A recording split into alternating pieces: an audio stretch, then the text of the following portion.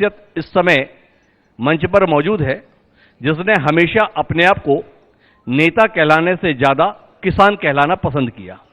यह नियति का अपने आप में करिश्मा रहा कि जिसने अपने आप को हमेशा किसान बताना चाहा, नियति ने उसे प्रदेश का कृषि मंत्री बना दिया। ऐसे कमल पटेल हमारे साथ में हैं। 2023 के लिए रणघोष हो चुका है। चुनाव आयोग से भले ही ना हुआ, पर भारतीय जनता पार्टी के द्वारा तो हो ही गया है। इसलिए हो गया है कि 1980 में अस्तित्व में आई भारतीय जनता पार्टी ने पहली बार आचार संहिता लगने से पहले 39 सीटों पर प्रत्याशी घोषित कर दिए। तो भाई कमल जी, आपका स्वागत है। और सवाल यहीं से शुरू होता है, भाई किस बात को लेकर इतना घबराए हुए हैं कि आचार संहिता का भी इंतजार ना कर पाए, उससे पहले मैदान में हाथ उतार दिए। जी कमल भाई।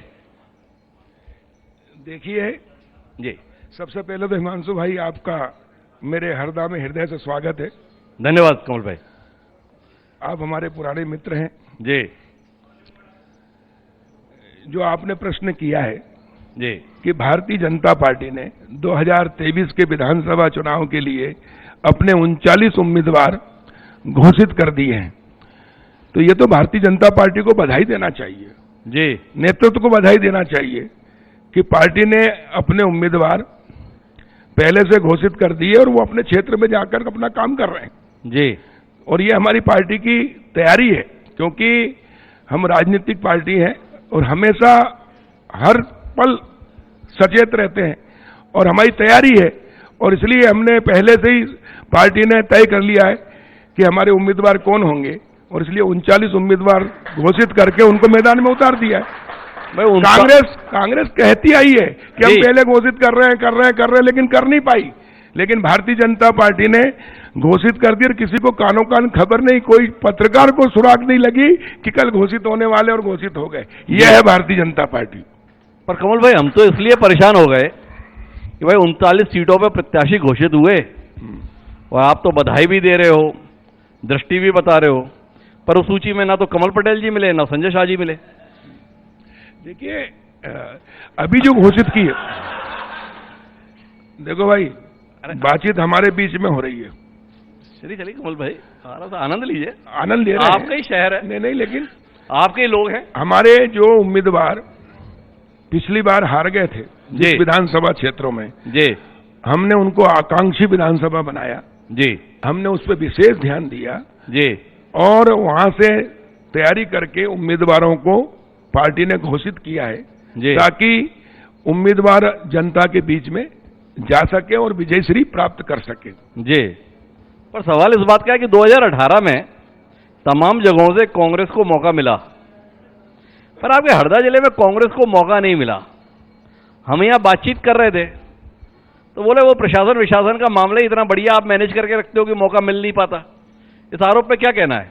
देखिए, अब राजनीति में आरोप लगाना आसान है जी, लेकिन ये लोकतांत्रिक देश है। चुनाव आयोग निष्पक्ष चुनाव कराता है। जी 2008 की घटना बता रहा हूं मैं आपको। जी 2008 में मेरे खिलाफ एक प्रोपेगेंडा किया गया। जी जैसे बागपत में चौधरी चरण सिंह कब्जा करते हैं बूथों पर, जी ऐसा कब्जा हरदा में बोले जाटों का कब्जा रहता है। जी और एक चुनाव आयोग को ऐसी झूठी वीडियो बना के भेजी गई। जी चुनाव आयोग ने यहाँ हेलीकॉप्टर उतारा। जी मिस्टर कुरैशी चुनाव आयुक्त आए थे। उसके बाद 16 पर्यवेक्षक निष्पक्ष, जिसमें कुलदीप नैयर, सच्चर आयोग के सच्चर, अनिल सदगोपाल से लेकर ये सारे केजरीवाल वाले, जी ये सब यहाँ आए। 16 पर्यवेक्षक निष्पक्ष। उत्तर प्रदेश से आमोद कुमार को यहाँ भेजा गया जी। और उसने आते से टेबल ठोक के कहा कि इस बार कमल पटेल कैसे जीतते मैं देखता हूं जी। और इतनी ज्यादा शक्ति की कि परिंदा पर नहीं मार सकता जी। आते से यहाँ एसडीएम को, तहसीलदार को हटाया, सब पूरा किया। एक मोटरसाइकिल वाला भी कोई जा रहा है तो उसकी शिकायत करते तो चुनाव आयोग सीधा गिरफ्तार करने की बात करता था। और निष्पक्षता से चुनाव हुआ।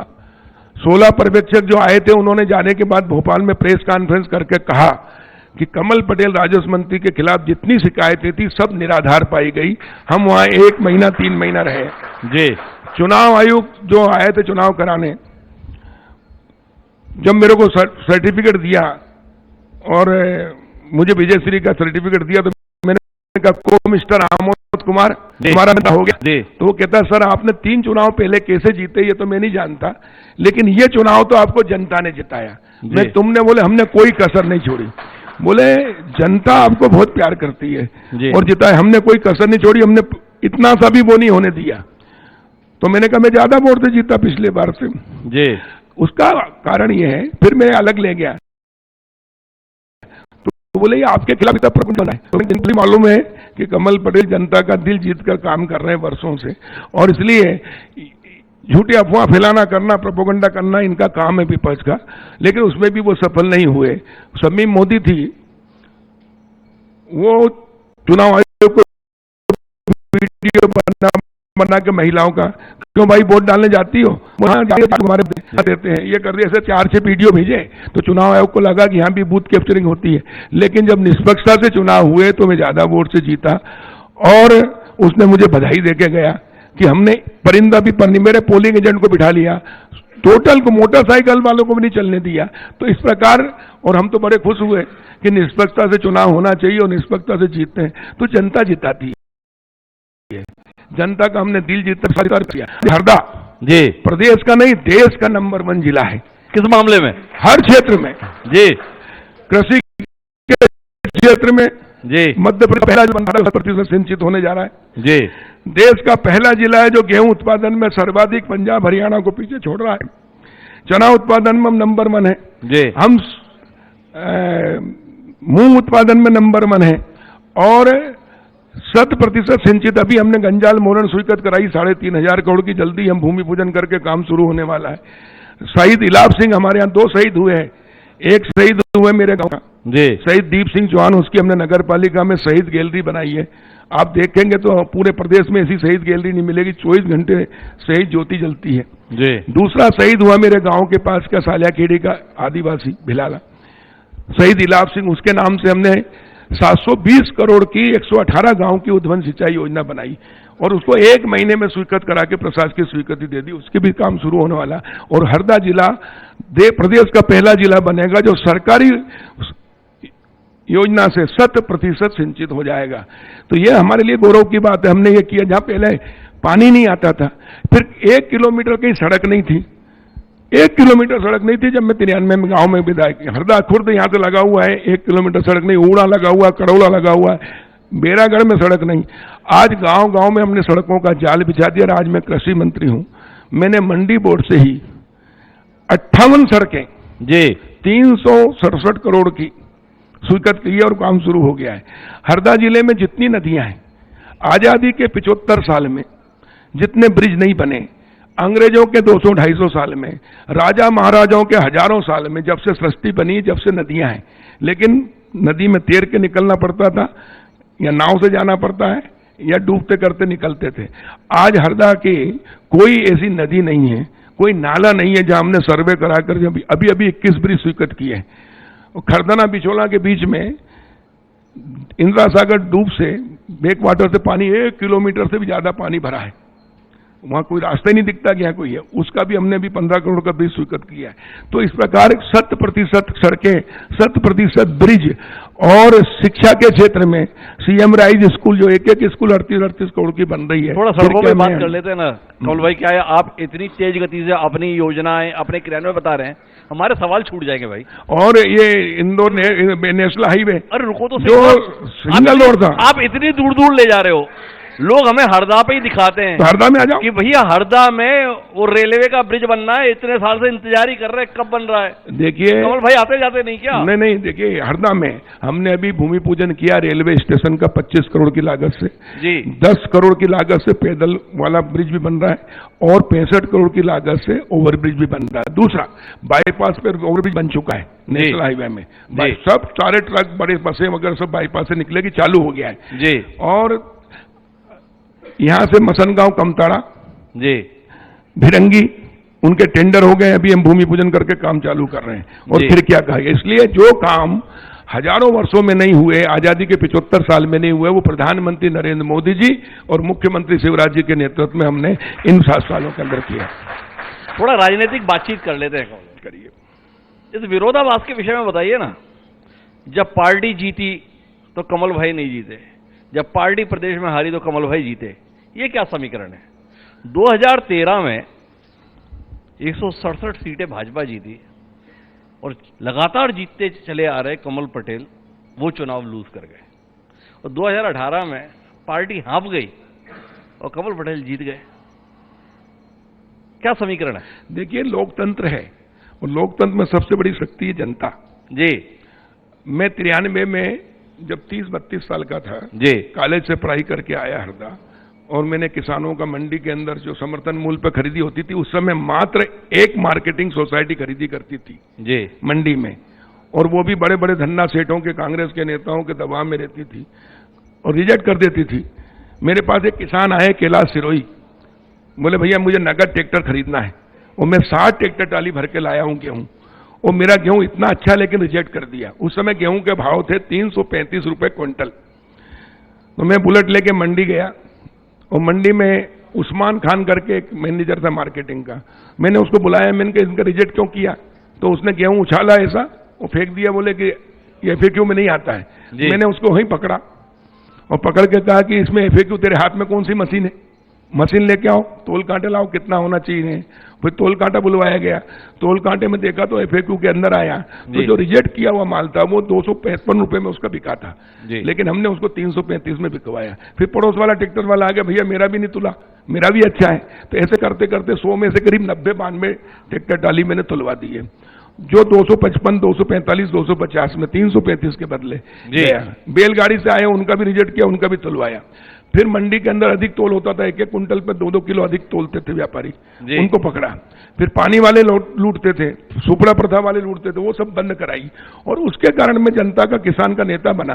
ट्रांसफार्मर बदलने के लिए पैसे लगते थे, वो फ्री में दिलवाए। मैं विधायक बनने के पहले DP मंत्री बन गया था, और सारे काम फ्री में, 1 रुपए का काम चाहे लाखों करोड़ों के काम फ्री में कराए। और इसलिए पार्टी ने मुझे उम्मीदवार बनाया, और मेरे राजौरिया जी जो 10 साल से मंत्री थे जी, उनको हराया 11,500 वोट से। और मेरी समाज के उस समय कुल 1138 वोट थे, 28 वोट। उसके बावजूद 11,500 वोट से सबका साथ सबका विकास जो हम लेके चले जीते। और उसके बाद मैंने पदयात्रा की। पदयात्रा करने के बाद पूरे क्षेत्र में 1-1 गांव में गया, तो कहां सड़क नहीं है, सड़क कहीं थी नहीं, नदी नाले में पीने का पानी नहीं। और आज मुझे बताते हुए खुशी है कि मुझे इस क्षेत्र में प्रतिनिधित्व करते हुए 30 साल हो गए।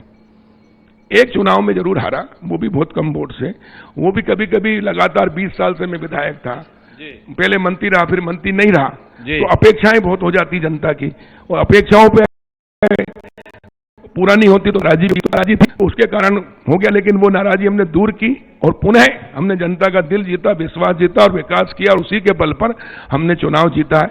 मैं लगातार 5 चुनाव लड़ा हूं, 1 चुनाव हारा, 5 चुनाव जीता हूं। और अभी मुझे बताते हुए गर्व है कि जब मैं राजस्व मंत्री था तब मैंने एक कानून बनाया था इसी हरदा जिले से, गांव की आबादी का मालिकाना हक। गांव और शहर मिलकर देश बनाए। गांव की बात सब कहते हैं, गांधी जी भी कहते थे गांव के विकास से देश का विकास होगा। लेकिन जिन लोगों ने गांधी जी के नाम पर 50 साल 60 साल राज किया, उन्होंने गांधी जी का सपना साकार नहीं किया। अगर गांधी जी का सपना साकार किया तो शिवराज सिंह चौहान, कमल पटेल और नरेंद्र मोदी जी ने। गांव के हमारे शहर है, ये शहर में ये प्लाट है, ये मकान है, इसकी गाइडलाइन के अनुसार, कलेक्टर गाइडलाइन से इसकी प्लाट की भी वैल्यू है, मकान की भी वैल्यू है। अगर ये 1 करोड़ का है तो 1 करोड़ का लोन मिल जाएगा, 1 करोड़ की जमानत हो जाएगी, 1 करोड़ की लिमिट मिल जाएगी, 1 करोड़ की सॉल्वेंसी बन जाएगी। लेकिन यही नगर पालिका सीमा से बाहर अगर है, और ये 10 करोड़ का भी है गांव कड़ोला में, तो 10 करोड़ पे 10 रुपए की जमानत नहीं हो सकती थी, 10 रुपए का लोन नहीं मिल सकता था, 10 रुपए की लिमिट नहीं मिल सकती थी, 10 रुपए की साल। इसलिए गांव पिछड़ गए, शहर मुट्ठी भर आगे। जब शहर में प्लाट की कीमत होती है तो बैंक में गारंटी में रखकर लोन लेते हैं तो सब्सिडी मिलती है, तो शहर के लोगों को सब्सिडी मिली, और इसलिए वो अरबपति खरबपति होकर गांव पिछड़ गया। हमने देश में पहली बार आजाद भारत में कोई कानून बनाया, तो मैंने राजस्व मंत्री रहते हुए, कि गांव में भी इंसान रहते हैं, गांव की भी प्रॉपर्टी का मालिकाना होना चाहिए। और मसनगांव और भाट परेटिया, 2 अक्टूबर गांधी जयंती के दिन मसनगांव भाट परेटिया में हमने एक गांव के मजदूर के पास भी जगह होती झोपड़ी में, तो उसको प्लाट का मालिकाना दिया। मुख्यमंत्री ग्रामीण आवास अधिकार बनाई हमने, मुख्यमंत्री आवास योजना। 1,00,000 रुपए का लोन दिलाया, जिसमें 50,000 वो हितग्राही भरेगा, 50,000 सरकार। तो 100 मकान बनने लगे पक्के। और जब मोदी जी 14 में प्रधानमंत्री बने तो उन्होंने पूरे देश का सर्वे कराया, तो सब जगह इंदिरा आवास आई कच्ची कुटी, लेकिन मध्य प्रदेश में मिला उनको पक्का मकान, छत वाला, आरसीसी छत वाला मुख्यमंत्री आवास। उन्होंने उस मॉडल को लिया और इंदिरा आवास बंद किए, मुख्यमंत्री आवास बंद करके प्रधानमंत्री आवास स्वीकृत किए और 100% अनुदान दिया। तो आज 4 करोड़ मकान देश में बने हैं। उसकी शुरुआत हरदा से मसनगांव और भाटपरेटिया से हुई, जो आज पूरे देश के। तो मुझे मेरा जनप्रतिनिधि बनना सार्थक हो गया कि जो नीति हमने बनाई उस नीति से पूरे देश के अंदर थोड़ा पक्के मकान बने। थोड़ा धैर्य रखिए दोगने साहब, पक्के मकान, थोड़ा धैर्य रखिए, पक्के मकान बने। देखो, सही बात सुनने की क्षमता भी होना चाहिए। ये बने कि नहीं बने? ये प्रधानमंत्री आवास बने कि नहीं बने? पर प्रधानमंत्री आवास आपसे जानना ये है कि हरदा में, रुक जाइए, आपसे ऐसी उम्मीद नहीं है, प्लीज आप संवाद चलने दीजिए। दोगने साहब प्लीज रुकिए। कमल भाई, आपसे जानना यह है कि आपने पूरे देश के लिए मिसाल कायम करा के 4 करोड़ पक्के मकानों के निर्माण की पहल कर दी, पर जब यहां पर बातचीत करते हैं तो 4 करोड़ मकान जिस हरदा की पहल पर बन गए, उस हरदा में आज तक सेंट्रल स्कूल पक्का ना बन पाया। थोड़ा इस पर रोशनी मिले ना। देखिए, मकान की जहां बात होती, जहां कांग्रेस के 60 साल में एक पक्का मकान नहीं बना, एक शौचालय नहीं बना, एक घर पीने के पानी की व्यवस्था नहीं हुई, एक गांव में कहीं 1 किलोमीटर सड़क नहीं बनी, वहां मोदी जी के नेतृत्व में 9 साल के अंदर 4 करोड़ मकान, 12 करोड़ गैस टंकी चूल्हा और करोड़ों शौचालय और स्वच्छ भारत कर दिया। और अब हर घर नल से जल, 461 गांव है हरदा जिले में, पीने के पानी की व्यवस्था हो रही है। रहा सवाल दूसरा, सेंट्रल स्कूल भी हम लेकर आए, नवोदय विद्यालय भी हम लेकर आए, उसका भी भवन बना है। सेंट्रल स्कूल का जो ठेकेदार था जी, जिसको ठेका दिया गया था जी, वो ठेकेदार ने काम नहीं किया जी, उसको नोटिस दिया, विधिवत नोटिस दिया, 1 नोटिस, 2 नोटिस, 3 नोटिस, उसके बाद में उसका निरस्त किया और अब नया ठेका हो गया है और जल्दी ही सेंट्रल स्कूल की भवन बनकर तैयार होगा। अच्छा, आप एक बार बताओ कमल भाई, आप तो प्रदेश के नेता हो, आप बता रहे हो 60 साल में कांग्रेस के राज्य में तो एक मकान ना बना, एक शौचालय ना बना, एक कुछ ना बना, और मोदी जी के समय पे इतना हुआ और उससे पहले शिवराज जी के समय पे भी इतना कुछ हो गया। इतना सब कुछ करने के बावजूद भी 2018 में जनता ने मध्य प्रदेश की आपको नकार क्यों दिया? देखिए, 2018 में जी कांग्रेस को वोट मिला 41%, जी बीजेपी को भी वोट मिला 41%, 1 लाख वोट कांग्रेस से ज्यादा भारतीय जनता पार्टी को मिला है जी। तो पूरे प्रदेश का अगर देखें जी, तो कांग्रेस से 1 लाख वोट ज्यादा बीजेपी को मिले, इसलिए नहीं कह सकते कि बीजेपी को जनता ने नकार दिया। दूसरा जी, कांग्रेस को लगा, मैं एक उदाहरण दूंगा, सुनना जरा जी, कांग्रेस को लगा कि लगातार 3 बार से शिवराज सिंह जी मुख्यमंत्री बन रहे, कांग्रेस का सफाया हो गया है, विपक्ष के नेता बनने लायक स्थिति नहीं होगी जो राजस्थान की है, तो ऐसा क्या किया जाए जिससे कि कम से कम विपक्ष में आ जाए, सरकार में नहीं है जी। क्योंकि दिग्विजय नेता बंटाधार कि आज भी बंटाधार मुख्यमंत्री है, दिग्विजय सिंह को कोई बुलाता नहीं विधानसभा चुनाव में, बोले उसको देख के पुरानी सड़कें, बिजली आती नहीं थी जी, 1-1 करोड़ रुपए का डीजल जलता जब खेती होती थी किसानों की। किसान बेटे जरा पूछो इनके हाल कि 1-1 करोड़ रुपए एक गांव में डीजल जलता था, जब खेती होती थी, ये हाल थे। लेकिन हमारे यहाँ एक चुनाव लड़ा था पिछले चुनाव में विधानसभा में, क्या नाम था उसका शराब का,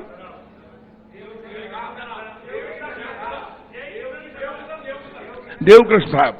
उसने क्या कहा कि बीजेपी कांग्रेस कुछ नहीं, मुझे हरदा का विधायक बनाओ। वो ठोक के सभा करता था, लोग आते थे, वो कहता था कि अगर मैं हरदा का विधायक बना तो हरदा में चांदी की नाली और सड़क बनाऊंगा, सोने के मकान और मंदिर बनाऊंगा, सुनो सुनो सुनो, सोने के मकान बनाऊंगा और मजदूरों को एक तीर्थ दर्शन कराते हैं ट्रेन से, बोले मैं हेलीकॉप्टर से कराऊंगा, और शादी भी होगी तो हेलीकॉप्टर से जाओगे, खेत में भी हेलीकॉप्टर से, क्योंकि उसको ये पता था कि मुझे विधायक बनना ही नहीं है, इसलिए जो चाहो वो कहो। यही स्थिति कांग्रेस की थी कि कांग्रेस को पता था कि अपनी सरकार बनना ही नहीं है जी, तो इसलिए क्या करें, तो एक बुद्धिमान ने कहा कि अपन घोषणा पत्र करते हैं, घोषणा पे अपन ने अमल किए ही नहीं। 1971 में इंदिरा गांधी ने कहा था इंदिरा जी को लाएंगे, गरीबी हटाएंगे, गरीबी हटाओ नारा दिया था, अभी तक नहीं हटी, गरीब और गरीब संख्या बढ़ती जा रही है।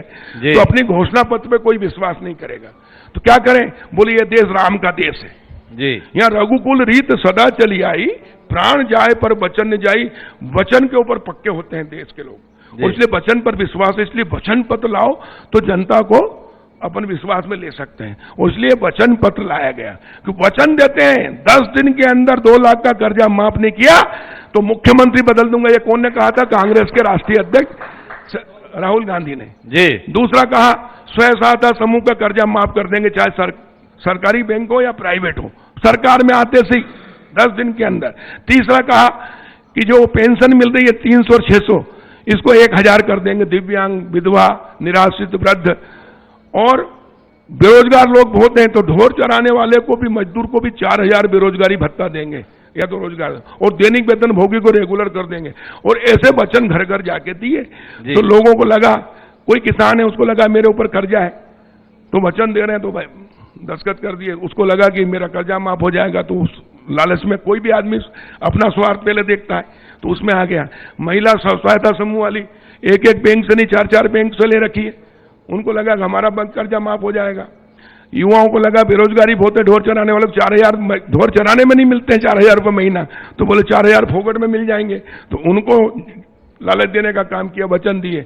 उसके बावजूद भी कांग्रेस जहां जमानत जब्त होनी थी वहां जीत गई जी, कुछ सीटें ज्यादा आ गई और सरकार बना ली। लेकिन सरकार बनते से ही जी सब वादे भूल गए, और जब ज्योतिरादित्य सिंधिया जी उनके मंत्री कमलनाथ के पास गए, मेरे को बोलते ना मंत्री लोग साथ में, तुलसी सिलावट जी वगैरह, गोविंद राजपूत, कि हम कमलनाथ के पास जाते थे कि अपन ने जो वादे किए क्या हुआ? बोले चलो चलो हो गया। बोले आज तक कांग्रेस ने कौन से वादे पूरे कर दिए जो अब करेंगे? कौन से किए पूरे अपन ने? बोले ये तो जनता को बेवकूफ बना के सरकार में आना था, अब सरकार में आ गया, 5 साल आपका कोई नहीं बिगाड़ सकता, इसलिए खाओ पियो हाथ मत आओ, जाओ चलो चलो चलो। जब सिंधिया जी को बताया तो सिंधिया जी ने कहा कि आप तो 80 साल से ऊपर हो गए महाराज, 5 साल में निपट जाओगे। बोले मैं तो 50 साल का हूं अभी, मुझे तो लंबे समय राजनीति करना है, मैं झूठ बोल के कहां जाऊंगा? देखिए धोखा देके एक बार जीत सकते हो, दोबारा कभी नहीं, और इसलिए आपने धोखा दिया होगा, जल किया होगा, लेकिन हम नहीं कर सकते। तो बोले कि नहीं होगा कुछ भी, तो बोले फिर मेरे को सड़कों पे आना पड़ेगा। बोले आ जाओ, तो ज्योतिरादित्य सिंधिया सड़कों पे आए, लेकिन कमलनाथ को सड़क पर ला दिया और सत्ता चली गई। उसके बाद में इन्होंने खूब कहा लोगों से कि बिकाऊ है, ये गद्दार है, लेकिन जनता ने जो कांग्रेस में तुलसी सिलावट 3000 से जीते थे, वो भारतीय जनता पार्टी के कमल के फूल पर लड़े तो 54,000 से जीते। जो प्रभुराम चौधरी जी कांग्रेस से 2-4 हजार से जीते थे, वो भाजपा में आने के बाद में 64,000 से ऊपर वोट से जीते। जो महेंद्र सिंह 3,000-4,000 से जीते थे, वो 50,000 से ऊपर जीते। यह है भारतीय जनता पार्टी की, क्योंकि देखिए धोखा देकर आप एक बार जीत सकते हो, दोबारा कभी नहीं है हिंदुस्तान की जनता। इसलिए जनता के साथ इन्हें छल किया, धोखा दिया, इसलिए जनता ने इनको धक्का दिया। थोड़ा दूसरे पक्ष और आप कभी नहीं आने वाले। थोड़ा दूसरे पक्ष पे भी आ जाए। क्या है जो आपको प्रभुराम चौधरी याद हैं, तुलसी सिलावट याद है, महेंद्र सिसोदिया याद है, पर वो आपको क्या है ग्वालियर की वो विधानसभा सीट याद नहीं है जहां से मुन्ना लाल गोयल जीते थे। वो ज्योतिरादित्य सिंधिया जी जो है ना उसी विधानसभा क्षेत्र में रहते हैं। वो उपचुनाव हुआ ना, मुन्ना लाल गोयल चुनाव हार गए, कांग्रेस के सतीश सिकरवार चुनाव जीत गए। तो ये विरोधाभास भी है। लेकिन आपसे जानना थोड़ा मुझे दूसरा है, आप तो किसान नेता हैं, किसान हैं, कृषि मंत्री हैं, आपने तो कमाल का काम किया है, शिवराज जी के नेतृत्व में कमाल का काम हुआ है, भाजपा के नेतृत्व में कमाल का काम हुआ है 2003 से। तो भाई जब कमाल का काम कृषि के क्षेत्र में हुआ, मोदी जी के द्वारा हुआ, तो मध्य प्रदेश का किसान इतना कर्जदार कैसे हो गया कि कर्ज माफी की बात पर उसने सरकार पलट दी? थोड़ा इस पे बताइए ना। सिर्फ अकेले मैंने क्या कहा, देखिए कर्ज तो ऐसा है कि मैं भी बड़ा किसान हूं जी, ये जितने बेटे लगभग बड़े किसान हैं जी, जितने बड़े बेटे किसान हैं जी, ये सब किसान बैंक से कर्ज लेते हैं क्योंकि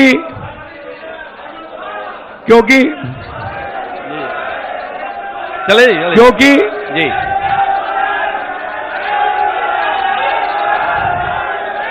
क्योंकि किसान को बैंक 0% पर ऋण देती है।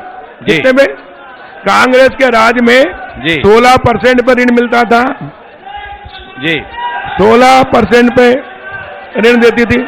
चक्रवृद्धि ब्याज लगता था। जी भारतीय जनता पार्टी की सरकार आई, माननीय मुख्यमंत्री शिवराज जी बने, जी इनके राज में किसानों की जमीन नीलाम होती थी। जी जब मैं राजस्व मंत्री था, शिवराज जी मुख्यमंत्री थे पहले उसमें, जी तो मेरे पास एक किसान आया जी भोपाल के पास का, हुजूर तहसील का, बोले सर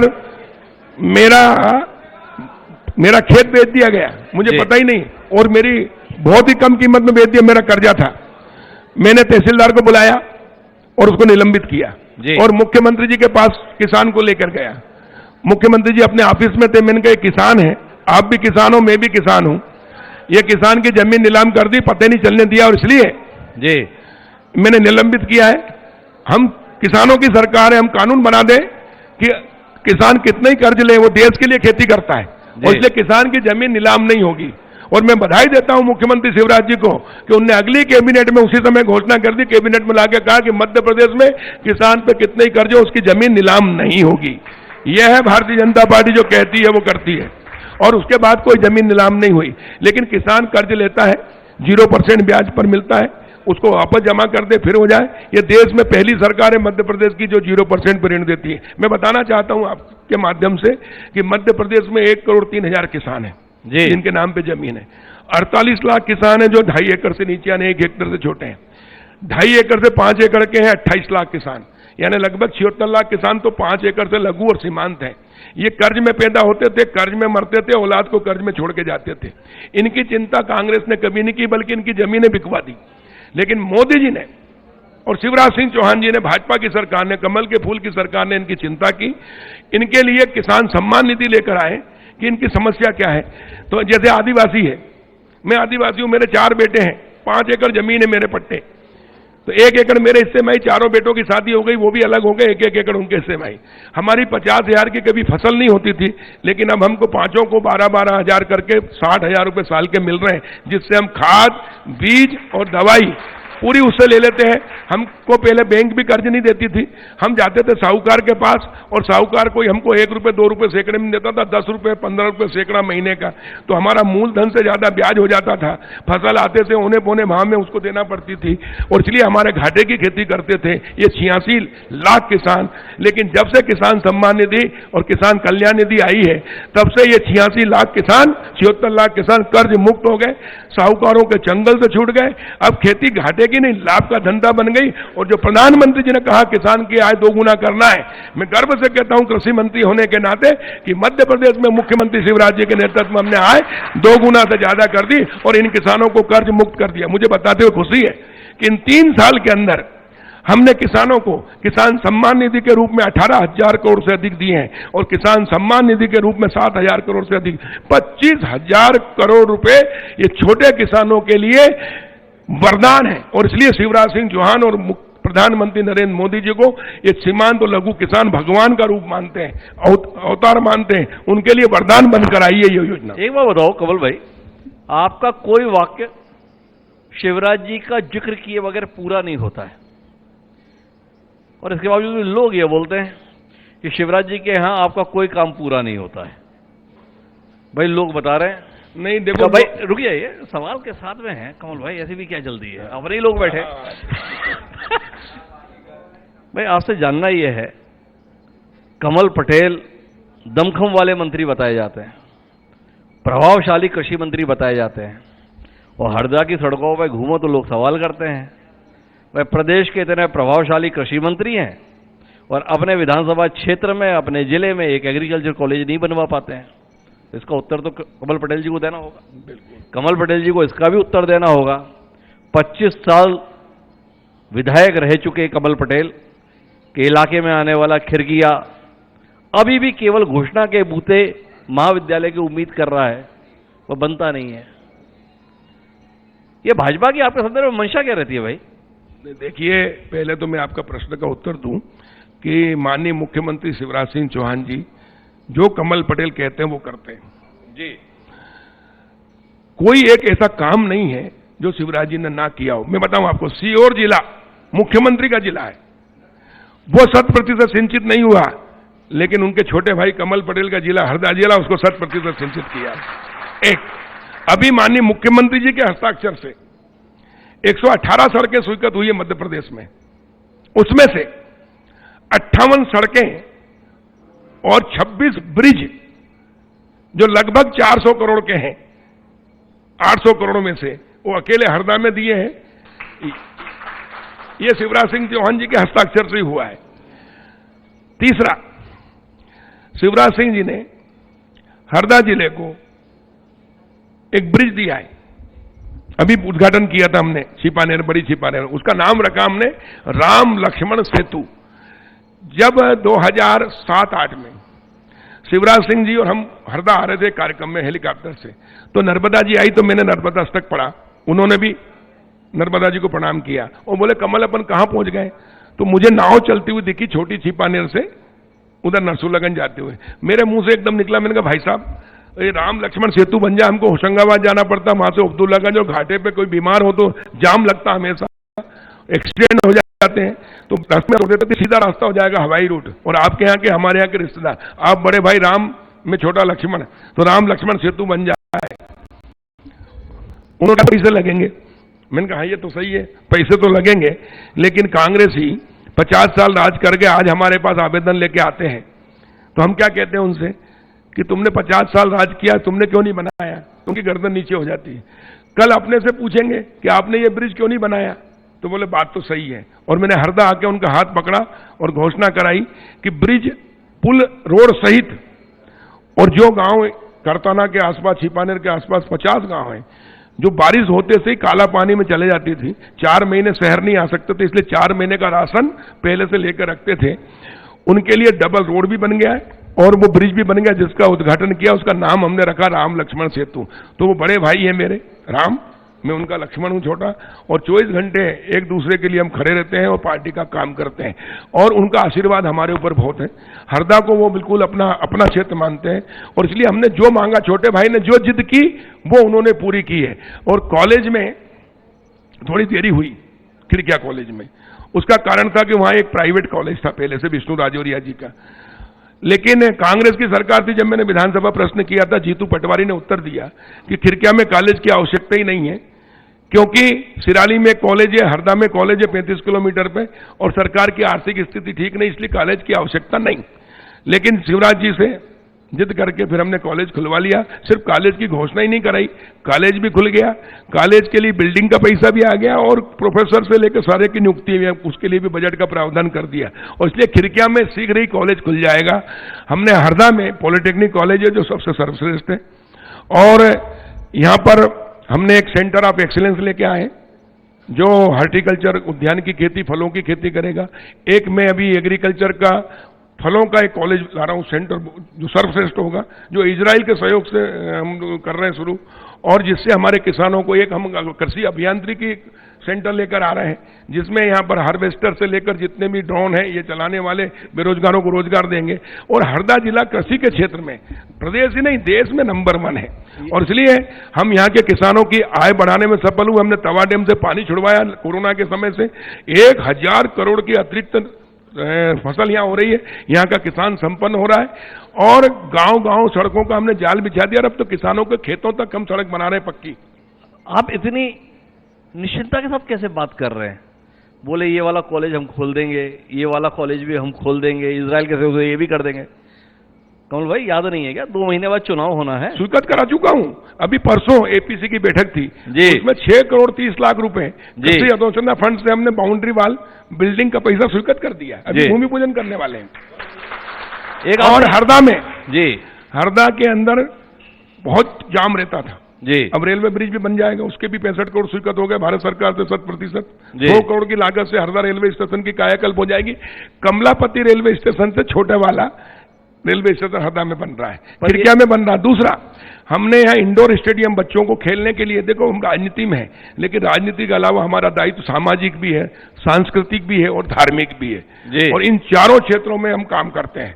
हमने कमल युवा खेल महोत्सव कराया, जब कोरोना में बच्चे टीवी के ऊपर चिपके हुए थे या मोबाइल से, उनको हमने रोड सड़क पर लेकर आए और खेल के मैदान पे ले गए। हमने नेहरू स्टेडियम को बढ़िया बनाया, हाई मास्क लगाए, रात में भी 30 प्रकार के खेल कराए और लगभग 1000 पुरस्कार दिए। 5,500 बच्चे उसमें भाग लिए और पिछले बार 10,000 बच्चों ने भाग लिया। और हमने घोषणा की थी उसमें कि हम इंडोर स्टेडियम बनाएंगे हरदा में 5 करोड़ का, लेकिन मुझे बताते हुए खुशी है कि 5 करोड़ की जगह हमने 15 करोड़ स्वीकृत किए। 4 महीने पहले नगर पालिका अध्यक्ष बैठी हैं, इनके खातों में पैसा पूरा 15 करोड़ भिजवा दिया। लेकिन कांग्रेस के पूर्व प्रवक्ता जी वो चले गए सुप्रीम कोर्ट रोक लगाने के लिए, पहले हाई कोर्ट गए, वहां से हारे वो, फिर डबल बेंच में गए, वहां हारे, अब सुप्रीम कोर्ट गए और इसको डूब क्षेत्र घोषित करा दिया। जो एबीएम ग्राउंड है उसको हमने प्रदेश सरकार से वापस लेकर आए और अभी इसी सप्ताह टेंडर कराकर उसका भूमि पूजन करके काम शुरू कर देंगे, ताकि अगले साल तक वो 15 करोड़ की लागत से सर्व सुविधा युक्त इंडोर स्टेडियम बन जाए, ताकि हरदा के बच्चे प्रदेश नहीं, राष्ट्रीय नहीं, अंतर्राष्ट्रीय स्तर पर ओलंपिक में मेडल लेकर आए, हमारा सपना है और इसलिए हम खिलाड़ियों को अच्छी सुविधा दे रहे हैं। एक बार बताइए, आप संजय शाह जी से इतने नाराज क्यों हैं? संजय मेरा छोटा भाई है। नहीं, आप सब कुछ हरदा में ले जा रहे हैं तो वो टिमरनी में कैसे वोट मांगेंगे? टिमरनी हरदा एक ही है। जब मैं हरदा की बात करता हूँ तो मेरे लिए सुनिए, खिड़कियां हरदा टिमरनी, मैं जब राजस्व मंत्री था तब 3 तहसील थी, हरदा, खिड़कियां, टिमरनी, लेकिन मैंने 3 और बनाई, उसमें हंडिया, रहडगांव और सिराली, 6 तहसील की है। और अभी जब मैंने सड़कों की बात की है तो सबसे पहले जो ब्रिज बनाया, स्वीकृत कराया मैंने, वो रीछी और धौलपुर के बीच में जो होशंगाबाद नर्मदापुरम को जोड़ता है, जहाँ परिक्रमावासी आते हैं, 7 करोड़ 54 लाख 11 लाख 51 लाख का सबसे पहले वहीं दिया है। सड़कें भी टिमरनी में भी दी है। मेरे लिए हरदा जिला पूरा मेरा परिवार है, मेरे लिए तो पूरा प्रदेश और देश मेरा परिवार है जी। हम प्रदेश में भी दे रहे हैं। अभी किसानों के लिए एक सभागार होना चाहिए गांव के अंदर, ताकि किसान संगोष्ठी कर सके, किसान प्रशिक्षण ले सके, शादी विवाह हो तो टेंट न लाना पड़े गरीबों को। उसके लिए हर ग्राम पंचायत में हम एक किसान नरेंद्र मोदी किसान भवन बना रहे हैं हर गांव में। उसके लिए 500 गांव के लिए हमने चयन करके पंचायतों में स्वीकृत किए पूरे प्रदेश के लिए। ये मंडी बोर्ड से राशि। बताइए कमल भाई, आप कांग्रेस की मदद करने के लिए इतने व्याकुल क्यों रहते हैं? ये सवाल आपसे इसलिए है, कोई भारतीय जनता पार्टी हर मंच से ये बताने की कोशिश करती है कि देखो कांग्रेस की सरकार ने झूठ बोला, कांग्रेस के नेताओं ने झूठ बोला, देखो कर्ज माफी नहीं हुई। इसके जवाब में हर मंच से कांग्रेसी कमल पटेल जी का नाम लेते हैं और ये बताते हैं कि देखो विधानसभा में सवाल किया गया था और शिवराज सरकार के सम्माननीय कृषि मंत्री कमल पटेल जी ने उत्तर दिया कि 27 लाख किसानों का कर्जा माफ किया गया था। ये कांग्रेस की इतनी मदद क्यों की आपने? नहीं, देखिए ऐसा नहीं है। विधानसभा में ये प्रश्न आया था जी कि कितना, तो हमने कहा 2 लाख का कर्जा एक का भी माफ नहीं किया इन्होंने। शुरू में 50,000 तक का कर्जा माफ किया कोऑपरेटिव सोसाइटियों का, उसमें भी 25,000 रुपए किसानों का जो अंशदान होता है उसमें से इन्होंने माफ किया और 25,000 इन्होंने दिया। और उसके कारण पूरी सोसाइटियां डिफाल्टर हो गई और किसान की सोसाइटियां डिफाल्टर होने से कर्ज लेने की स्थिति में नहीं रही और इसलिए वो जवाब हमने दिया है। लेकिन 2 लाख का कर्जा इन्होंने 10 दिन में कहा था माफ करने का, नहीं किया, धोखा दिया। और जबकि कमलनाथ जी ने मुख्यमंत्री बनते से जो पहला साइन किया वो किया 31 मार्च 2018 तक के 2 लाख तक का सारा कर्जा माफ किया जाता है। लगभग 52 लाख या 48 लाख किसानों का 52 लाख करोड़ 1000 करोड़ का कर्जा माफ किया जाता है। दस्तखत कमलनाथ और पूरे समाचार में, पूरे चैनल में जी 10 दिन का कहा था, लेकिन 10 घंटे के अंदर शपथ लेते से कमलनाथ ने अपना वादा पूरा किया और किसानों का कर्जा 2 लाख तक का माफ किया। वो पूरी भाई ले ली, लेकिन जब कर्जा माफ करने की बारी आई तो किसानों के साथ छल हुआ, धोखा हुआ, इसलिए जनता ने धक्का दिया। एक आपसे ये जानना है, इतने गुस्से में क्यों रहते हैं कमल पटेल? इतने गुस्से में क्यों रहते हैं कमल पटेल? रहता हूँ गुस्से में, हमेशा मुस्कुराता रहता हूँ, कमल की तरह खिलता हूँ, कमल के सबके चेहरे कमल की तरह खिलाता हूँ। कभी दिग्विजय सिंह को सपेरा बता देते हैं, कभी कमलनाथ को अनाथ कर देने की बात करते हैं, कभी पूरे खानदान को अनाथ कर देने की बात करते हैं। क्या हो जाता है भाई? देखिए, गुस्सा कब आता है? जब ये झूठ बोलते हैं जी, ये देश के साथ छल करते हैं जी, ये देश के साथ गद्दारी करते हैं, ये देश को धोखा देते हैं, ये गरीबों को धोखा देते हैं, किसानों को धोखा देते हैं और फिर भी झूठ बोलते हैं, तब हमको गुस्सा आता है। देखिए, देश की जनता अब जागरूक हो चुकी है। प्रधानमंत्री नरेंद्र मोदी जी के नेतृत्व में देशभक्ति का ज्वार भी जगा है। स्वाभिमानी, पुरुषार्थी, चरित्रवान और देशभक्त जनता को अब गुमराह नहीं किया जा सकता। जी। और इसलिए जब ये झूठ पे झूठ बोलते हैं, जिन्होंने कुछ किया नहीं 15 महीने में, देखो राहुल गांधी ने कहा था 10 दिन में मुख्यमंत्री बदल दूंगा, 2 लाख का कर्जा माफ नहीं हुआ था, लेकिन बदला क्या? जी। किसी एक को भी रोजगार दिया क्या? जी। किसी एक दैनिक वेतन को रेगुलर किया क्या? किसी एक को 1000 पेंशन दी क्या? बल्कि शिवराज सिंह चौहान जी ने, जो आदिवासियों में सबसे गरीब जातियां आती हैं, वो आती है बेगा, भारिया और सहारिया। इनके कुपोषित रहते हैं बच्चे भी, महिलाएं भी, इनकी हालत देखी नहीं जाती। वो शिवराज सिंह जी ने, ताकि वो कुपोषित ना हो माँ और बच्चे, इसलिए 1-1 हजार रुपए दिए ताकि वो पौष्टिक आहार ले सकें। लेकिन सबसे बड़ा पाप किया कमलनाथ जी ने, मुख्यमंत्री बनते से वो 1-1 हजार रुपए कैंसिल कर दिए, उनके निरस्त कर दिए। यहां तक कि संबल योजना थी, जो गरीब को अगर कोई अंत्येष्टि होती थी तो 5000 की सहायता मिल जाती थी, वो बंद कर दी। अगर सामान्य व्यक्ति की दुर्घटना, मजदूर की दुर्घटना हो जाती थी मुखिया की, तो 2000 लाख मिलते थे, वो बंद कर दिए। 4 लाख बंद कर दिए। यहां तक कि बच्चियों को, जो बेटे बेटी पढ़ाई में मेरिट में आते थे, उनको लैपटॉप देते थे, वो नहीं दिए, स्कॉलरशिप नहीं दी, सारी गरीबों की योजनाएं बंद कर दी। तब गुस्सा आता है। और इसलिए हमने कहा था कि ये कलंकनाथ है, ये झूठनाथ है, ये ठगनाथ है, और इसको अनाथ करना है। अनाथ करना मतलब राजनीतिक रूप से अनाथ करना। इनकी एक भी सीट नहीं आएगी। मैं छिंदवाड़ा का प्रभारी मंत्री हूं। कल मुख्यमंत्री जी का हमने कार्यक्रम कराया, क्या जनता ने समर्थन दिया है। पूरी जनता छिंदवाड़ा की सड़क पे आ गई, बच्चे से लेकर बुजुर्ग तक, और आशीर्वाद दिया है। और इसलिए कमलनाथ जो है सफाया होगा। नकुलनाथ भी हारेंगे, कमलनाथ भी हारेंगे, सातों की सातों विधानसभा और लोकसभा छिंदवाड़ा की हम जीतेंगे। दूसरा, सिवाय झूठ बोलने के कांग्रेसी कुछ करते नहीं। छिंदवाड़ा का भी विकास किया तो भारतीय जनता पार्टी की सरकार बनने के बाद इन 18 साल 20 साल में हुआ है। सिंचाई कमलनाथ ने तो 500 करोड़ एडवांस दे दिए जी, और एक 5 लाख के 5 करोड़ के भी पाइप नहीं है जी, उन पर सब पे FIR हुई है। पर मैं अभी थोड़ा और विस्तार लेता हूं आपसे। आपने अभी बता रहे थे शिवराज जी राम, आप लक्ष्मण, रावण किसको देख रहे हैं? रावण के रूप में किसको देख रहे हैं? कमलनाथ।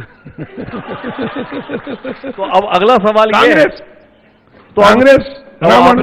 अब आपसे अगला सवाल ये है कि आप बता रहे हैं कि जनता का जबरदस्त भरोसा शिवराज जी पर है, और शिवराज जी तो राम है और आप लक्ष्मण हैं। ये आपका पार्टी का राष्ट्रीय नेतृत्व आपके राम के प्रति इतना अविश्वास क्यों जाहिर कर रहा है भाई? कहां कर रहा है? देखिए 3 साल से हम सुन रहे हैं शिवराज जी अब जा रहे हैं, हाईकमान अब हटा रहा है, अब हटा रहा है, लेकिन कभी हटाया क्या? सिर्फ अफवाहें हैं।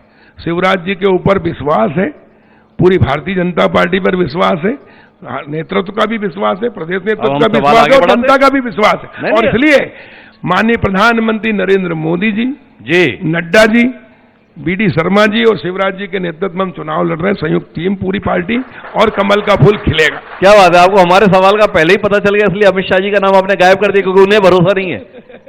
नहीं, अमित शाह जी है ना, लेकिन नहीं, हमारा सवाल इसी पे है कि अभी अमित शाह जी आए थे भोपाल में उनसे सीधे सवाल पूछा था, सार्वजनिक मंच से पूछा गया था कि भाई आप बता रहे शिवराज जी बहुत मेहनती मुख्यमंत्री हैं, पार्टी अगर बहुमत में आएगी तो क्या शिवराज जी ही मुख्यमंत्री रहेंगे? अमित शाह जी भरोसा नहीं दिलाए भाई। और कमल पटेल जी तो लगातार ही राजनीति में सक्रिय हैं, आप तो हर बार नारा लगाते थे, फिर एक बार शिवराज सरकार, इस बार कहीं से भी ये पुकार नहीं आ रही कमल पटेल जी। नहीं, राम का क्या होगा? नहीं, पहले से हम कह रहे हैं, देखिए हमारे लिए पहले देश, फिर पार्टी और फिर हम, और इसलिए देश पहले, फिर पार्टी, फिर हम। जो पार्टी हाईकमान नेतृत्व निर्णय लेगा उसके अनुसार। हमने तो रामचरितमानस पढ़ी, रामायण पढ़ी, लक्ष्मण के लिए तो केवल राम पहले, आगे भी राम, पीछे भी राम। नहीं, क्या हुआ, आपने तो सीधे तुरंत किनारा कर लिया। नहीं, पार्टी सर्वोपरि जी, देश सर्वोपरि, फिर हम जी। और हम तो देखिए कमल के फूल के लिए काम करते हैं, हम विचार के लिए काम करते हैं, हम एक कार्यकर्ता पहले है, बाद में नेता है, जो जिम्मेदारी को निभाते हैं। तो चलिए अब अपन आखिरी बातचीत पर आते हैं। एक बार फिर आप हरदा से उतरने में, अब इतनी बार विधायक रह लिए, किसी और को मौका देने का मन क्यों नहीं करता भाई? किस लिए बनना चाहते हैं फिर? देखिए मैं बिल्कुल तैयार है, मेरा ये कहना है कहीं भी जी मेरे से ज्यादा योग्य काम करने वाला जिस दिन यहां आ जाएगा हम उसको आगे करेंगे, लेकिन अभी भी पार्टी जिसको टिकट देगी जी उसके लिए तैयार। अरे भाई और पार्टी हमने तो आज तक सुनी है जी हमने आज तक टिकट मांगी नहीं कभी, जी न मंत्री पद मांगा न टिकट मांगी। ये भारतीय जनता पार्टी है, बिन मांगे मोती मिले और मांगे मिले न भीख। जी। ये भारतीय जनता पार्टी जो कार्यकर्ताओं में जो है या जो उनको लगता है उसको उम्मीदवार बनाती है और चेता, लेकिन चुनाव लड़ती है भारतीय जनता पार्टी। भारतीय जनता पार्टी का कार्यकर्ता कमल का फूल हमारा उम्मीदवार है, बाकी सब निमित्त हैं। पर वो तो ठीक है, पर फिर से एक बार और विधायक क्यों बनना चाहते हैं कमल पटेल? ये तो सवाल है ना। देखिए इसलिए चाहते हैं क्या करना है आपको हरदा में, क्या करना है प्रदेश में, क्या करना है देश में? मैं बताऊं आपको, जब मैं विधायक बना था जी तब मैंने 4 बातों को लेकर राजनीतिक शुरू की थी। जी मैंने चुनाव में वादे किए। पहला, हरदा तहसील थी उसको जिला बनाना, जी ये सब बैठे हैं जनता हरदा की। दूसरा, खिरकिया तहसील असिंचित है, हरदा सिंचित है। हरदा के चेहरे गुलुक गुलुक चेहरे रहते थे खुशबू, क्योंकि खेती लाभ के धंधा थी, वहां घाटे की खेती थी, जैसे दुबले पतले लोग रहते थे। इसलिए खिरकिया को भी इस नहर का पानी पहुंचाना, तवा नहर का, माचक पार। 2, तीसरा, गांव में सड़कें नहीं थी जी गांव में सड़कों का जाल बिछाना, पंचायत मुख्यालय को सड़कों से जोड़ने का उस समय सोचा था। और चौथा था भ्रष्टाचार मुक्त प्रशासन देना। और मुझे आज पूरा संतोष है, गर्व है मेरे पे, मेरी पार्टी पे, मेरे कार्यकर्ताओं पे, कि हमने जो 4 वादे किए थे वो चारों वादे पूरे हुए। पहले ही चुनाव में कांग्रेस की सरकार थी, लेकिन हमने लड़के संघर्ष करके जिला बनवाया। दिग्विजय सिंह जी ने बुरहानपुर में एक पत्रकार वार्ता में पत्रकार ने पूछा बुरहानपुर जिला कब बनेगा, तो उन्होंने कहा बुरहानपुर जिले की जिला पुनर्गठन आयोग ने सिफारिश नहीं की इसलिए नहीं बनेगा। तो तत्काल पत्रकार ने कहा कि हरदा की तो सिफारिश की थी, फिर क्यों नहीं बनाया? जी तो दिग्विजय सिंह जी थोड़े चुप हुए, फिर बोले सिवनी मालवार खातेगांव उसमें शामिल था, लेकिन दोनों ने विरोध कर दिया। जब तक सिवनी मालवार खातेगांव शामिल नहीं होगा, राजी नहीं होंगे, तब तक हरदा जिला बनना असंभव। वो मैंने समाचार पत्र में पढ़ा, मैं विधायक था ही, मैंने जैसे ही समाचार में पत्र पढ़ा, मैंने तत्काल पत्रकारों को बुलाया मेरे मकान पे डूडी निवास पे, और वहां घोषणा की कि दिग्विजय सिंह मुख्यमंत्री ने कहा कि हरदा जिला बनना असंभव। मैंने कहा असंभव को संभव करने का नाम ही है कमल का फूल। भारतीय जनता पार्टी आंदोलन करेगी और हर संभव असंभव को संभव करके हरदा जिला बनाएंगे, नहीं तो ईंट सेट बजा देंगे। और हमने वही 4 चरण में आंदोलन की घोषणा कर दी। पहला चरण हस्ताक्षर अभियान, दूसरा चरण चक्का जाम, तीसरा चरण प्रशासन ठप, चौथा चरण रेल रोको आंदोलन। और हमने जो आंदोलन किया तो उसके बाद में प्रदेश में और जगह आंदोलन हुए, सरकार को झुकना पड़ा और 98 में ही हरदा को जिला बनाना पड़ा। ये हमारी पहली सफलता। दूसरा, पंचायत मुख्यालयों को सड़कों से जोड़ने के लिए सुनिश्चित रोजगार योजना से हमने थोड़ी शुरुआत कराई। पहले मिट्टी की रोड थी, कहीं मुरम की रोड भी नहीं थी। और आज मुझे बताते हुए खुशी है कि चौतरफा चौकड़ी बना दी हमने सड़कों की, पक्की डामर की। अब तो किसानों के खेतों में भी सड़क बनाने के लिए डामर की सड़क बनाने का हमने निर्णय लिया है और अभी शुरू कर रहे हैं। और सारी नदियां, जब मैं पैदल गया था तो जहां जहां से निकला एक जगह भी ब्रिज नहीं था, बल्कि रफ्ता भी नहीं था। आज सब बड़े ब्रिज बनाने के लिए हमने स्वीकृति दे दी है। और मुझे बहुत खुशी है कि हरदा जिला प्रदेश का पहला जिला होगा जिसकी सभी नदियों पर, सभी रास्तों पर ब्रिज होंगे और सड़कें होंगी। और शिक्षा के क्षेत्र में भी हमने बताया कि कॉलेज, स्कूल और ये सब, और किसान की आय बढ़े इसके लिए हमने एग्रीकल्चर इंफ्रास्ट्रक्चर फंड का उपयोग कर रहे हैं। किसान एमएसपी नहीं एमआरपी पे बेचे, ताकि किसान गेहूं बेचता है एमएसपी पे, लेकिन आटा, मैदा और दलिया बेचेगा एमआरपी पे। टमाटर पे और प्याज, आलू बेचता है एमएसपी पे, लेकिन टमाटो स्वास, आलू की चिप्स की, इनकी फैक्ट्रियां लगवाएंगे। इसलिए फूड पार्क हमने स्वीकृत करा दिया है। जमीन नहीं थी तो हमने जमीन भी एनबीडीए से ले ली वापस और उसको उद्योग विभाग को दे दी है। तो इस प्रकार 2 हाथ को काम मिलेगा, गांव आत्मनिर्भर होगा, मजदूरों को भी 12 महीना काम मिलेगा। और जो मुट्ठी भर लोग कमाते थे वो पूरे किसान और मजदूर कमाएंगे। गांव आत्मनिर्भर होगा तो देश आत्मनिर्भर होगा। ये जो प्रधानमंत्री नरेंद्र मोदी जी का संकल्प है उसको हम पूरा कर रहे हैं शिवराज जी के माध्यम से। कमल पटेल जी, आप वो कमाल के विद्यार्थी हो जो एग्जाम देने के लिए जाता है ना तो प्रश्न पत्र आने का इंतजार नहीं करता। जो उत्तर उसे लिखने हैं उसे तो वो उत्तर लिख ही देने हैं, एग्जाम कुछ भी रहे। हमने पूछा अगले 5 साल क्या करोगे, आपने साथ में 25 साल पुराना इतिहास बता दिया। आने वाले 5 साल में हम जो करना चाह रहे हैं जी, हम हरदा को अभी मध्य प्रदेश का नंबर 1 जिला बनाया है। हरदा को देश का एक मॉडल जिला बनाना मेरा सपना है। और इसलिए मैंने हर ग्राम पंचायत में एक किसान भवन बना रहे हैं जिसमें सब किसान इकट्ठे होंगे, मजदूर से लेकर किसान, एक परिवार के रूप में। और मेरा गांव मेरा तीर्थ बनाएंगे। मेरे गांव में कोई दारू नहीं बेचे, नशा ना हो, मेरे गांव में कोई छुआछूत ना हो, सामाजिक समरसता हो, मेरे गांव में कोई अशिक्षित ना रहे, है ना, वो सब शिक्षित हो, और मेरे गांव में कोई रिपोर्टर नहीं हो, झगड़े झंझट ना हो, इसलिए एक परिवार के रूप में सब रहे, ऐसा एक वातावरण बना रहे। मेरे गांव में बिजली की चोरी ना हो, किसी प्रकार का कोई गलत काम ना हो, मेरा गांव ही मेरा तीर्थ बन जाए, इसका अभियान चलाकर हम जागरूकता ला रहे हैं। और इसके लिए हमने गांव-गांव में हमने समितियां भी बनाई है, हमारे गांव-गांव में कार्यकर्ता भी खड़े हुए हैं, सामाजिक कार्य, राजनीति से ऊपर उठकर जी। और मैं मानता हूं कि लोकतंत्र में सबसे बड़ी शक्ति होती जनता, जनता को जागरूक करके और सबका साथ, सबका विकास, सबका विश्वास जो प्रधानमंत्री जी का नारा है और सबके प्रयास से इस गांव को, इस प्रदेश को, इस देश को शक्तिशाली, समृद्धशाली, वैभवशाली बनाना, ये हमारा दायित्व है। उसको हम एक नागरिक होने के नाते पूरा करेंगे। तो जब आप जनता की शक्ति को इतना मानते हैं, हरदा को एक देश का मॉडल जिला बनाएंगे, मॉडल जिला तो आप बनाएंगे, देखें कि विकास क्या होता है। और विकास भी बता रहा हूं आपको, 2 प्रकार का होता है जी। एक विकास होता है व्यक्तिगत विकास, एक होता है आधारभूत ढांचे का विकास। व्यक्तिगत विकास में रोटी, कपड़ा और मकान, और आधारभूत ढांचे के विकास में सड़क, बिजली, पानी, स्वास्थ्य, शिक्षा और रोजगार, उद्योग धंधे, व्यवसाय, ताकि हर आदमी को उसकी योग्यता, क्षमता के अनुसार उसको काम मिले, उसको सम्मान मिले, ताकि वो सुखी जीवन जी सके और एक सामाजिक समरसता का वातावरण हो, ताकि हमारी भारत माता शक्तिशाली, समृद्धशाली, वैभवशाली हो और विश्व गुरु के स्थान पर वापस हमको पहुंचाना ही हमारा ध्येय है। चलिए अब आखिरी सवाल पर आते हैं कमल भाई। दूसरा, मैं कहता हूं कि राजनीतिक क्षेत्र को कांग्रेस ने बदनाम कर दिया था जी। पहले सफेद टोपी, खादी कुर्ता पैजामा, समाज सेवा, देशभक्ति का प्रतीक थी आजादी के उस कुछ दिन तक, लेकिन बाद में उन्हीं नेताओं के कुकर्मों के कारण सफेद टोपी, खादी कुर्ता पैजामा पहना आने विलेन जैसा आ रहा है, बलात्कारी आ रहा है, ड्रग्स माफिया आ रहा है। ये कांग्रेस के कर्मों के कारण, नेताओं के कारण हुआ। जो नेता शब्द सम्मानवाचक था, नेताजी सुभाष चंद्र बोस का चेहरा सामने आता था, प्रणाम करने की इच्छा होती थी, लेकिन कांग्रेस के कुकर्मों के कारण नेता शब्द भी अपमानित हो गया। नेताजी नमस्कार तो वो कहता गाली मत दे यार। लेकिन प्रधानमंत्री नरेंद्र मोदी जी ने फिर देश का नेतृत्व नहीं, पूरी दुनिया को नेतृत्व देकर लोग सबसे सर्वाधिक लोकप्रिय नेता दुनिया में कोई है तो वो है प्रधानमंत्री नरेंद्र मोदी जी। उन्होंने सम्मान दिलाया है और उन्होंने जो 9 साल में राजनीति की है, ईमानदारी की, न खाऊंगा न खाने दूंगा। और एक प्रधानमंत्री थे राजीव गांधी जी, वो कहते थे मैं दिल्ली से 1 रुपया भेजता हूं तो गांव में जाते जाते 15 पैसे रह जाते, 85 पैसे सत्ता के दलाल खा जाते हैं।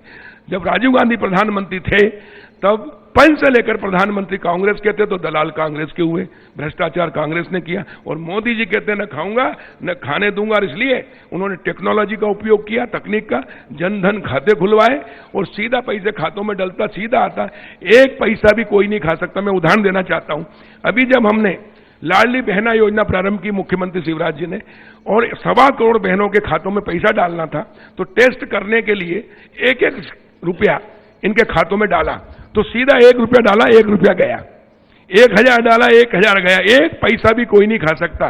जो हिंदुस्तान में कोई कल्पना नहीं कर सकता था कि बगैर लिए दिए हिंदुस्तान में कोई काम हो जाता है, ये कांग्रेस ने संस्कृति दी थी भ्रष्टाचार की। इसलिए मैं हमेशा कहता हूं भ्रष्टाचार की जननी कोई है तो कांग्रेस है, लेकिन भ्रष्टाचार मुक्त प्रशासन दिया है तो भारतीय जनता पार्टी ने दिया है।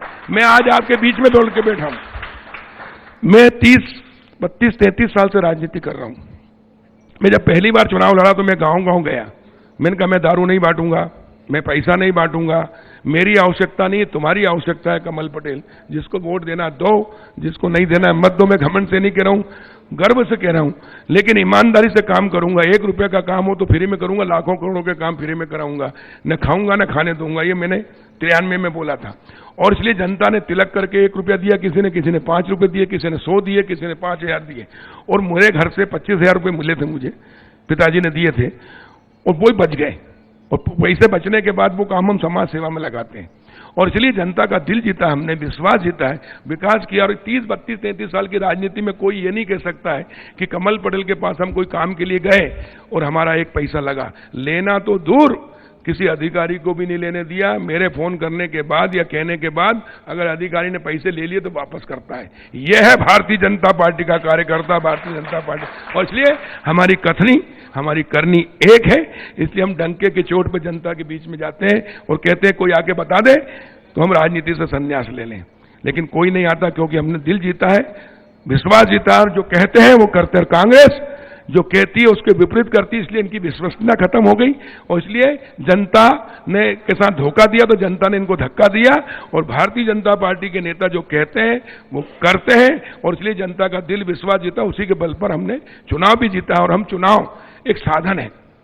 देखो, राजनीति के माध्यम से राष्ट्र के पुनर्निर्माण के व्यापक संदर्भ में हम काम करते हैं, लेकिन मैं ये मानता हूं कि राजनीति से पवित्र क्षेत्र दूसरा कोई नहीं है।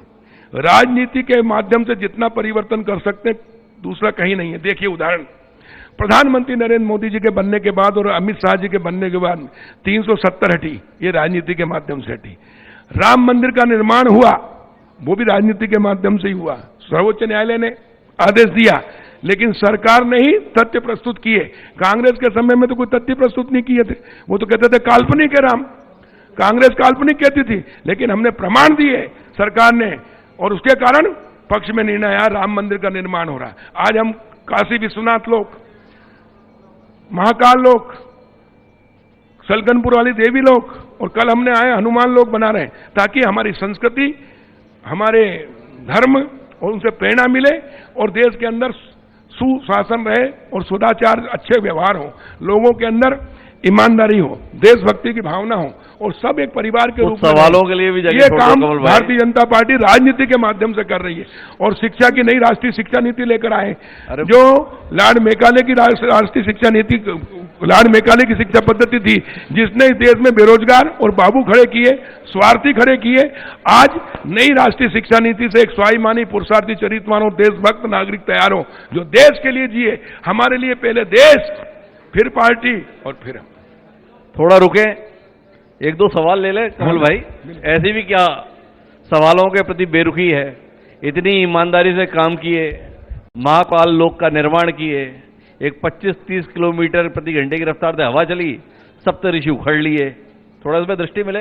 ऐसा कैसा ईमानदारी का काम हुआ भाई? देखिए, ये एक तरह से ये कह सकते हैं कि कई बार तूफान आता है, बमंडल आता है और उसके अंदर गिरे तो गारंटी पीरियड में है, ठेकेदार को पुनः निर्माण करना होगा और उनके खिलाफ कार्रवाई भी होगी और सरकार का एक पैसा नहीं लगेगा, पूरा पैसा ठेकेदार को लगाना होगा। तो कहीं देखते हैं हम रोड भी बनती, कहीं गड़बड़ी है तो उसको ठीक करने का काम करते हैं। लेकिन ये एक तरह से प्राकृतिक आपदा थी, तूफान तेजी से आया, बवंडर आधा उसके अंदर हो जाता है, लेकिन उसके बावजूद भी सख्त कार्रवाई की गई है और ठेकेदार की जिम्मेदारी है, पुनः बनाएगा। कमल भाई, सब कुछ इतना बढ़िया है, कांग्रेस ने इतना खराब कर दिया है, कांग्रेस पे जनता का भरोसा नहीं है आपके अनुसार, फिर आपकी पार्टी इतनी बेचैन क्यों है मध्य प्रदेश में भाई? और चुनाव के संदर्भ में महीना 1.5 महीने का समय बचा है, इधर प्रत्याशियों की सूची घोषित हो रही है, उधर राजभवन में शपथ ग्रहण की मंत्रियों की तैयारी चल रही है। आपको भी 30-40 साल हो गए राजनीति में, ऐसा पहले कभी देखा हो तो हमें बताएं। देखिए, और नहीं तो इसमें रोशनी डाले, क्यों इतनी बेचैनी? चुनाव भी एक युद्ध है, राजनीतिक युद्ध है। उस युद्ध में एक्सरसाइज करना, अभ्यास करना, लगातार करना, वही सफल होता है जो लगातार अभ्यास करता है और तैयार रहता है। कभी भी कोई भी किसी तरह से भी हमला हो जाए तो उसके लिए तैयार है। तो भारतीय जनता पार्टी की सेना, हमारे सेनापति, हम सब और हमारे सैनिक यानी कार्यकर्ता, हम सब तैयार हैं 24 घंटे और हर परिस्थिति से निपटने के लिए तैयार हैं, क्योंकि हम एक बार धोखा खा चुके हैं, अब दोबारा धोखा खाने के लिए कतई तैयार नहीं है। तो 2018 जो है हर हाल में हमारी विजयश्री हो, हम जीते, इसके लिए हम तैयार हैं। तो कुल मिला के 2018 कमल पटेल भूलते नहीं है और वर्तमान में जो भी कदम पार्टी उठा रही है या सरकार उठा रही है, तो कमल जी कह रहे हैं भाई 2018 का इतिहास हमें दोहराना नहीं है। अब कोशिश है, कोशिश कितनी सफल होगी कितनी असफल होगी इसका पता तो दिसंबर में चलेगा, लेकिन कमल जी को हम शुभकामनाएं दे सकते हैं। जी, असफलता ये दर्शाती है कि सफलता के लिए पूरे प्रयास नहीं किए। अगर सफलता के लिए ईमानदारी से पूरे प्रयास किए जाए तो सफलता अपने चरण चूमती है और इसलिए हमने पूरे ईमानदारी से प्रयास कर रहे हैं, सफलता हमारे चरण चूमेगी और कमल खिलेगा और लोगों के भी चेहरे कमल की तरह खिलाएंगे। अब आपने कह ही दिया तो भाई बता दो, 2018 में किसने अधूरे मन से प्रयास किए थे? कभी कभी अति आत्मविश्वास में धोखा हो जाता है। हाँ, तो वही तो कह रहे हैं, अति आत्मविश्वास था, अब हम अति आत्मविश्वास में नहीं, आत्मविश्वास के साथ। तो अब आत्मविश्वास के साथ कमल पटेल जी हैं, पर ये आत्मविश्वास में जनता क्या मोहर लगाएगी इसका पता तो दिसंबर में ही चलेगा। और जब जो परिणाम आएगा उसके लिए हम फिर जुड़ेंगे। लेकिन आपका बहुत बहुत धन्यवाद कमल पटेल जी। मैं चाहूंगा एक बार जोरदार तालियां हरदा विधायक कमल पटेल जी के लिए, जिन्होंने खुलकर हर मुद्दे पर बात की और आगे की कार्रवाई के लिए सनी जी। तो बहुत बहुत आभार व्यक्त करते हैं हम आपका माननीय कमल पटेल जी, आप हमारे इस कार्यक्रम में शामिल हुए। लेकिन अब बारी है उन कर्मवीरों की जिन्होंने कि हरदा में अपना योगदान दिया है। मैं उनसे निवेदन करूंगा कि वो मंच पर आए और मैं साथ ही निवेदन करूंगा माननीय मंत्री महोदय से भी कि उनका सम्मान वो करें। अनीता अग्रवाल जी समाज सेवी और राजनीति में भी सक्रिय हैं। साथ ही साथ भारती कमेडिया जी नगर पालिका अध्यक्ष, पायल कुशवाहा जी सिरोंजी की पार्षद और साथ ही दुहित गौर जी, आप सभी से मेरा विनम्र आग्रह है कि आप मंच पर आए।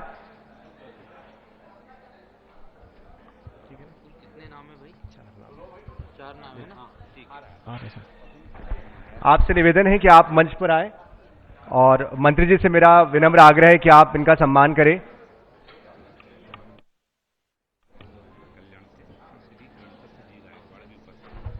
और हमारे बीच आपको बता दें कि महाराष्ट्र से जो विधायक है गणपत राय जी वो भी मौजूद है, हम उनका भी अभिनंदन करते हैं, उनका भी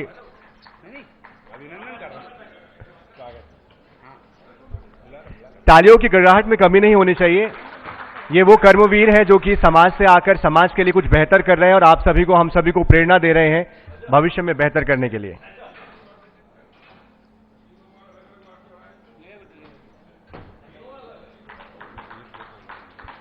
दुहित गौर से भी हम कहेंगे कि दुहित भी आए स्टेज पर।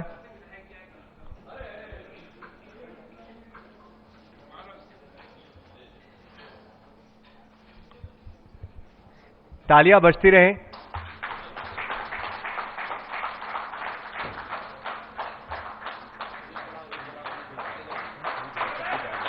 तो गणपत जी गायकवाड़ जी, इनका तालियों से स्वागत। और अब मैं दुहित को बुलाना चाहूंगा, दुहित गौर जो कि नन्हे कवि हैं। दुहित के लिए भी तालियां। महज 8 साल के हैं दुहित, लेकिन अभी से प्रतिभाशाली है। कविताएं, श्लोक, स्तोत्र सभी उन्हें मुखपट है, याद है उन्हें। और अब मैं आग्रह करूंगा अब्दुल समद जी जो कि INS 24/7 के संवाददाता हैं और साथ ही साथ लोमेश गौर जी जो कि हरिभूमि के संवाददाता हैं, कि आप दोनों ही जो है वो माननीय मंत्री जी का सम्मान करें, स्वागत करें। तो अब्दुल समद जी INS 24/7 के संवाददाता है, लगातार आपके बीच से खबरें लेकर आते हैं। साथ ही साथ लोमेश गौर जी हरिभूमि के हमारे स्थानीय संवाददाता हैं। दोनों ही आपके सरोकार से जुड़ी हुई खबरें जनता तक पहुंचाते हैं।